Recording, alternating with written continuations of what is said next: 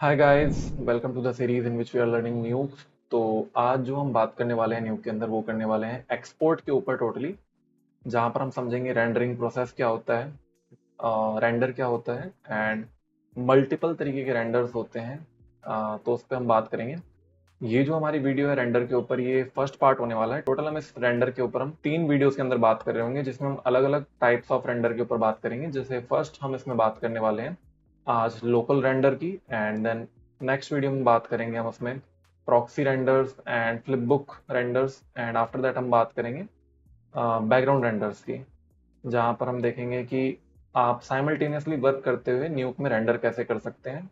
And fastest way भी देखेंगे कि इसमें हम कौन से तरीके से हम बहुत जल्दी रेंडर कर लें, जिससे हमें थोड़ा सा और अच्छे से इजीली टाइम मिल जाए और चीज़ों को करने के लिए।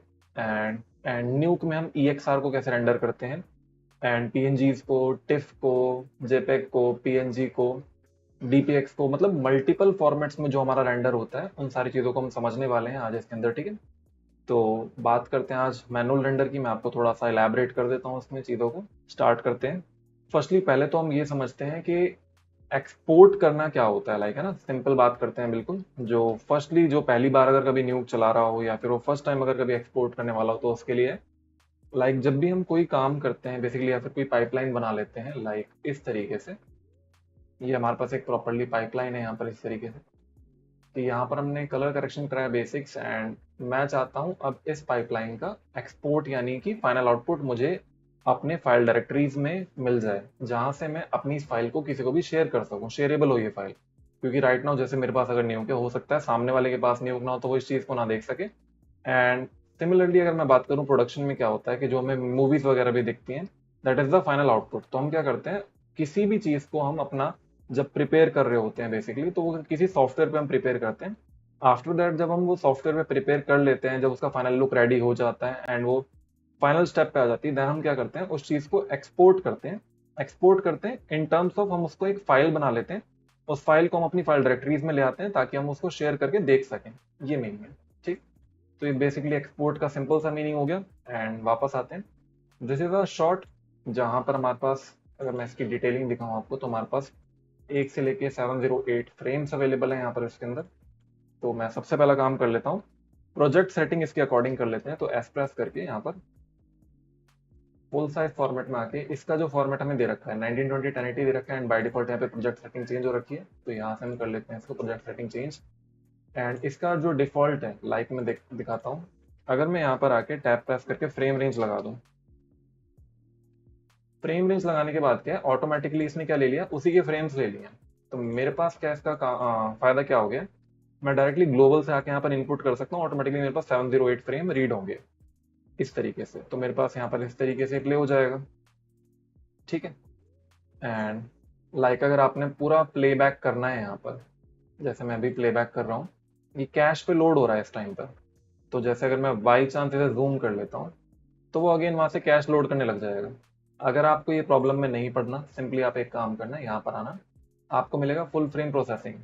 आप फुल फ्रेम प्रोसेसिंग को ऑन कर लेना एंड देन प्ले कर लेना।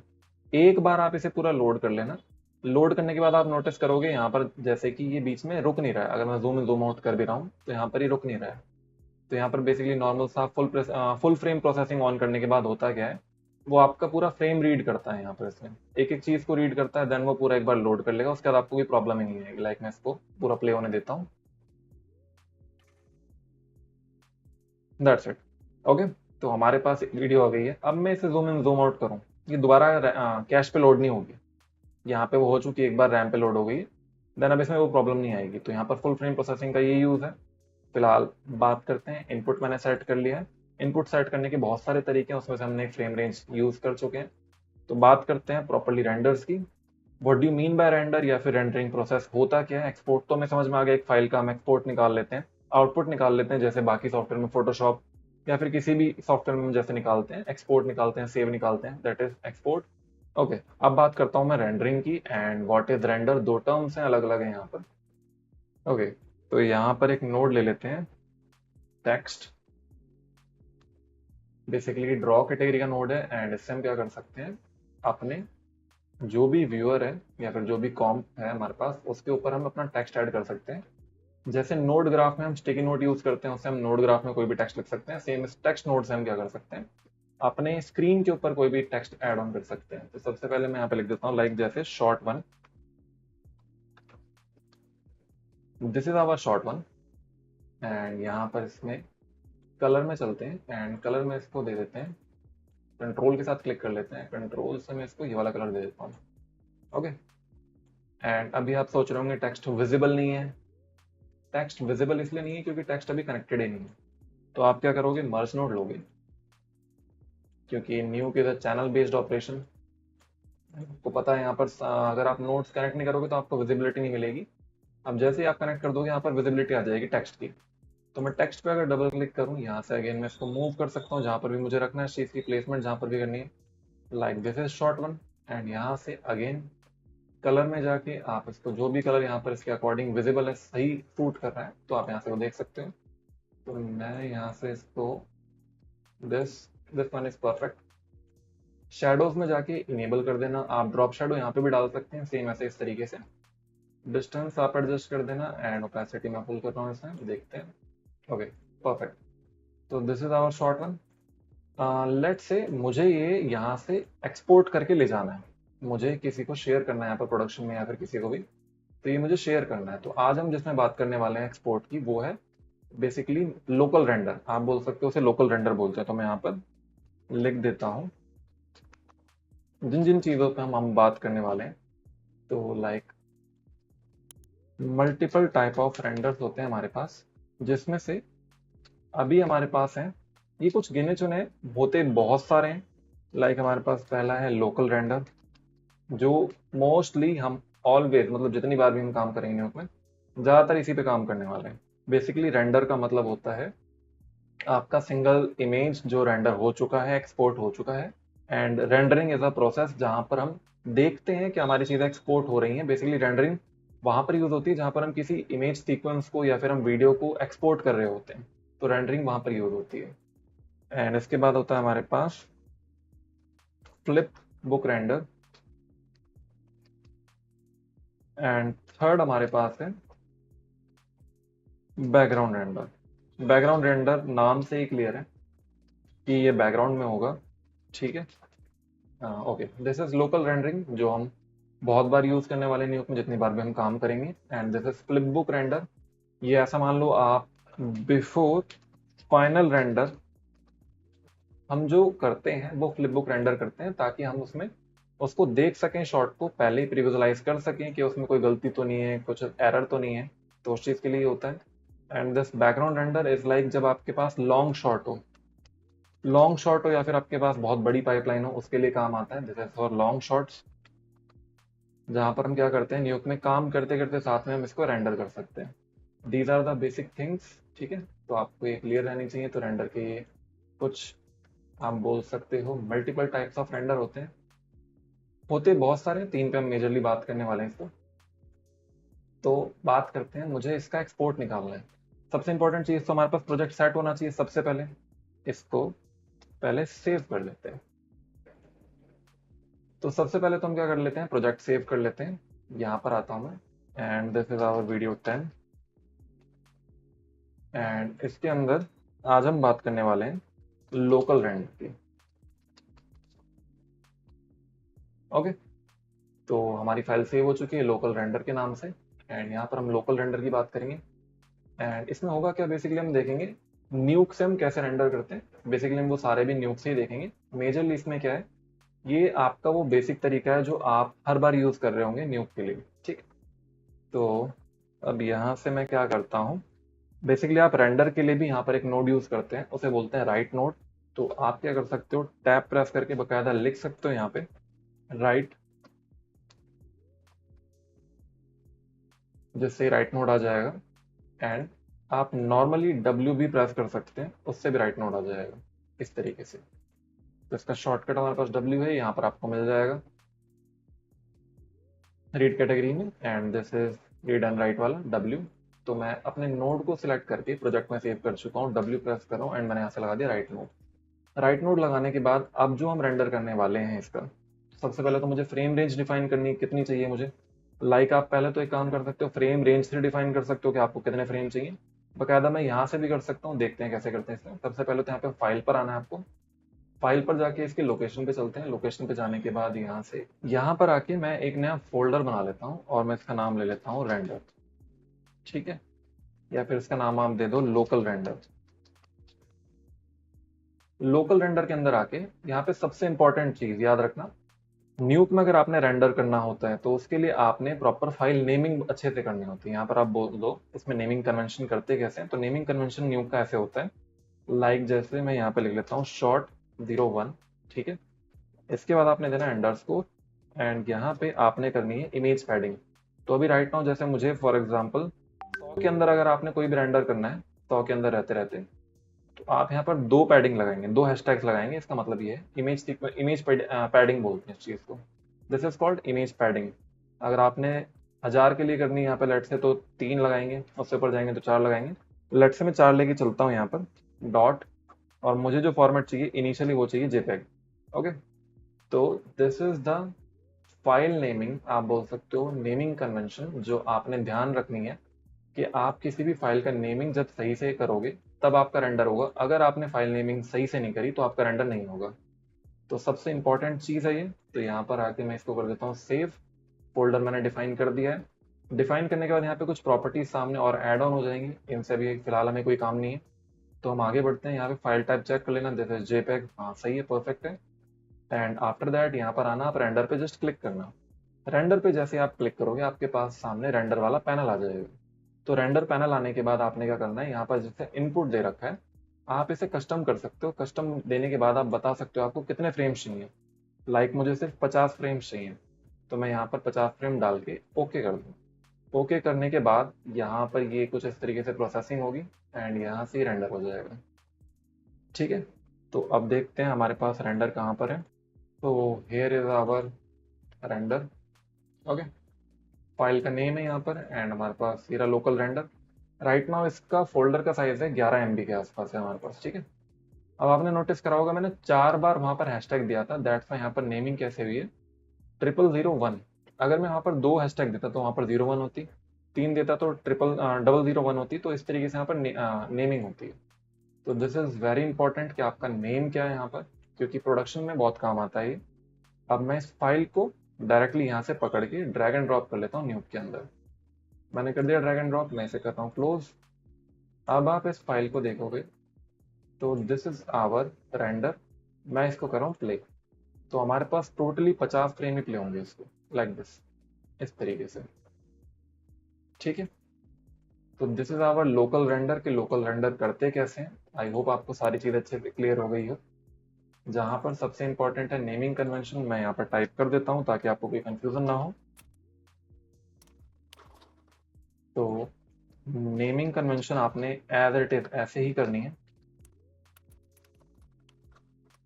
सबसे पहले आपने क्या लिखना है, शॉर्ट का नेम, मैं लिख लेता हूँ यहाँ पर short name, then underscore. After that आपने पैडिंग देनी है, जितने भी आपके फ्रेम्स आप चाहते हो रेंडर करना, then dot, then format of the image sequence, जो भी आप चाहते हो।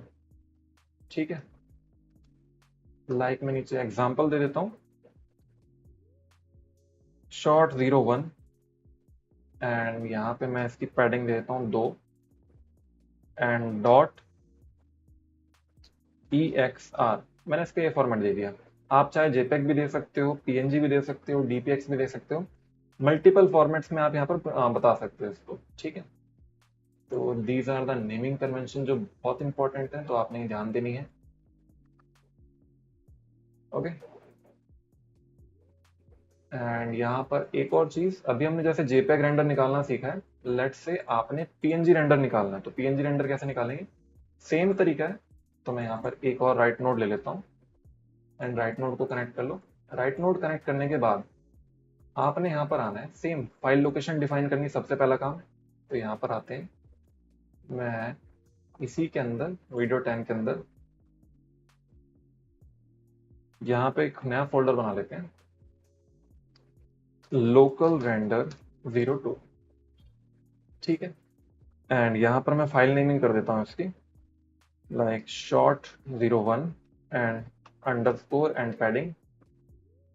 मैं इस बार 2 की पैडिंग लेता हूँ क्योंकि मुझे जस्ट 50 ही फ्रेम निकालने हैं। और लगा देते हैं डॉट और ले लेता हूँ मैं EXR फॉर्मेट ले लिया मैंने EXR। सॉरी हमने बात करी थी PNG की, तो यहाँ पे ले लो PNG एंड सेव। ओके, जैसे PNG करोगे यहाँ पे नॉर्मल PNG आ जाएगा, जस्ट रेंडर कर देना। कस्टम मैंने दे ही रखा है, ओके करोगे। ओके करने के तुरंत बाद यहाँ पर रेंडर शुरू हो जाएगा। अब यहाँ पर रेंडर होने में थोड़ा सा टाइम से लग रहा है क्योंकि PNG थोड़ी सी हैवी अच्छी क्वालिटी कंटेन करती है एज कम्पेयर टू JPEG। ठीक है, तो इसको हो जाने देते हैं, देन फिर मैं दिखाता हूँ आपको इसका आउटपुट।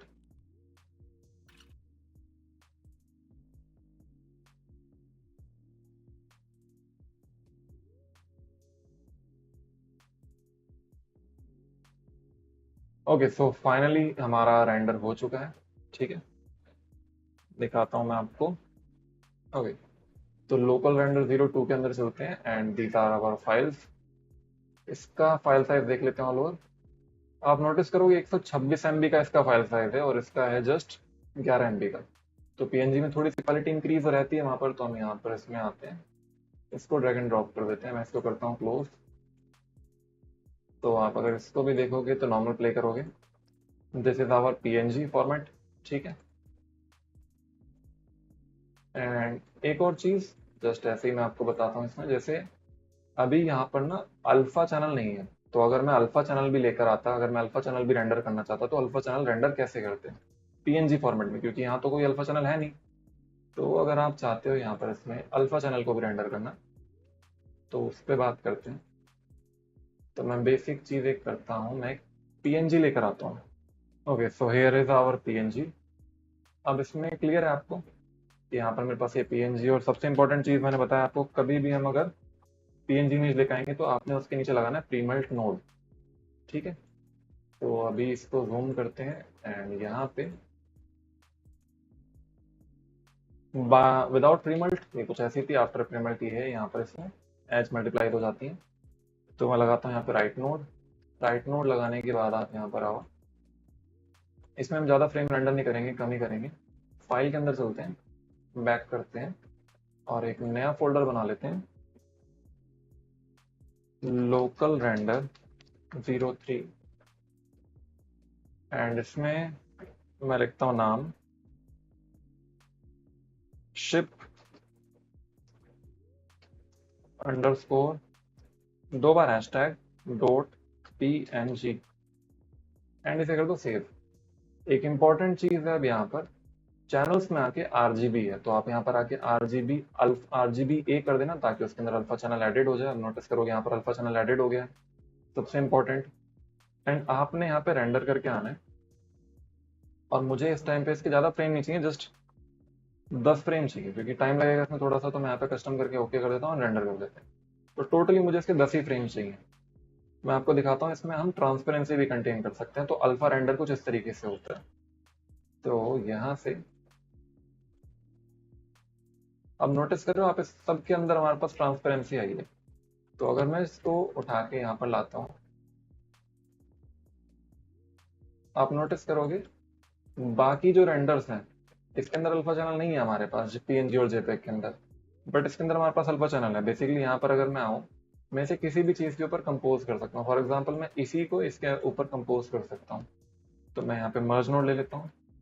मर्ज नोड में यहाँ पर कंट्रोल शिफ्ट X अगर आपने नोड स्वैप करने हैं, तो मैं इसको बना देता हूँ एंड इसको यहाँ से दिस।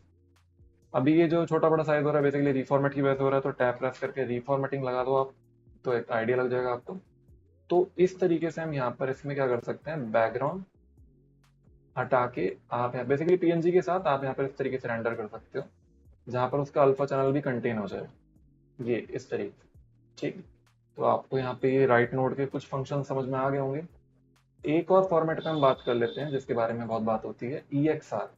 ठीक है, तो लास्ट W प्रेस करते हैं एंड यहाँ पे राइट नोड लगा लेते हैं।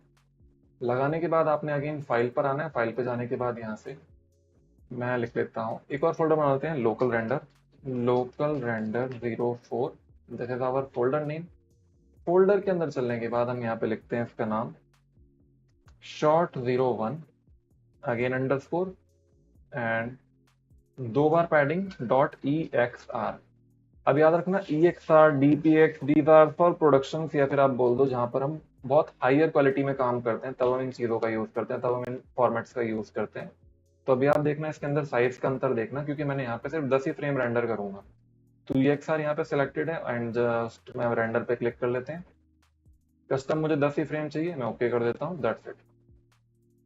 अब 10 फ्रेम चाहिए थे इसलिए उसका वहां पर उसने 10 फ्रेम में रेंडर कर दिया है। तो मुझे यहाँ से चाहिए ये। अब यहाँ पे टोटली 10 फ्रेम आ गए हैं। तो कुछ EXR फॉर्मेट जो आता है वो इस तरीके से आता है।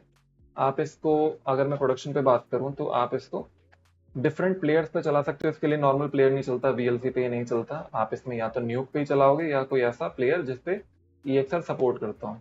राइट नाउ इसका आप साइज देखोगे 68 MB है डायरेक्टली, सिर्फ 10 फ्रेम का। अगर इसकी बात करोगे तो यहाँ पर इसका टोटल 11 MB था। तो EXR फॉर्मेट इतना हैवी होता है। तो अगर मैं इसके पूरे फ्रेम्स निकाल देता तो आप सोच लो कितना हैवी होता है यहाँ पर इसका। तो इस तरीके से ये फॉर्मेट काम करते हैं।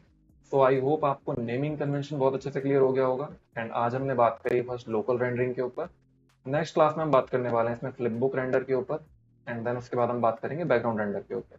ठीक है, तो अभी के लिए ओके। एंड आप इस तरीके से भी शॉट निकाल सकते हो अगर आपको ऐसे शॉट निकालने हैं। तो यहाँ पर अभी तो मैंने प्रोजेक्ट सेटिंग चेंज कर दी, दैट्स यहाँ पे फोटो चेंज हो चुकी है। हमारी प्रोजेक्ट सेटिंग सारी इसके हिसाब से 1920 1080 के हिसाब से। ओके, तो मिलते हैं नेक्स्ट वीडियो में। तब तक के लिए कीप लर्निंग।